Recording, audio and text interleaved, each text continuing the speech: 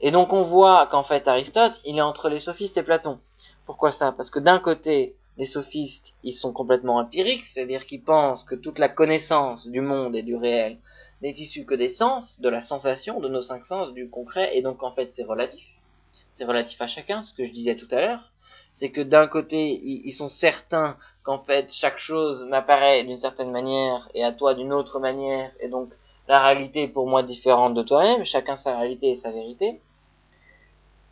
À l'opposé, on a Platon qui est complètement rationaliste, qui pense que tout est absolu, qu'il y a une idée absolue pour chaque chose, et simplement des expressions particulières dans un monde différent. Eh bien, Aristote, il est entre les deux. Il dit, voilà, la sensation des sophistes, c'est indispensable pour appréhender le monde, le comprendre et le saisir, et la raison de Platon et la pensée, c'est indispensable pour le conceptualiser. Il se situe au croisement de ces deux appréhensions du monde et de la connaissance. Pour lui, connaître, c'est concevoir l'intelligible dans le sensible. Quand les sophistes disent connaître, c'est simplement sentir, le sensible, et quand Platon dit connaître, c'est s'éloigner du sensible pour entrer dans le monde de l'intelligible et des idées, lui Aristote dit, pour connaître, il faut simplement conceptualiser l'intelligible au sein du sensible. Il faut conceptualiser l'idée de chaise au sein de la chaise sur laquelle je m'assois.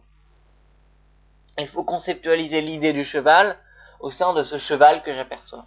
Et donc connaître la connaissance, ce n'est pas purement issu de la sensation, ni purement issu de la raison, entre Sophiste contre Platon, c'est au milieu, c'est penser l'idée au sein de l'expression sensuelle, sensible. Et donc, dernier élément primordial qui le met à nouveau en porte-à-faux par rapport à Socrate et à Platon, c'est que chez Aristote, il n'y a aucun dualisme âme-corps. Il n'y a pas d'âme qui puisse vivre sans son corps.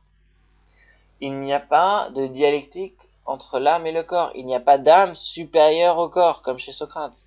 Il n'y a pas de préexistence ou de vie dans l'au-delà des âmes, comme chez Platon. La matière n'existe que par la forme. L'âme n'existe que par le corps. Et le corps n'existe que par l'âme. Et donc, on a réellement, chez Aristote, cette rencontre entre la raison et le réel, par cette conceptualisation d'une théorie de la connaissance qui va complètement à l'encontre de Platon, où il pense qu'en fait, l'homme a seulement cette capacité d'extraire des idées du monde réel.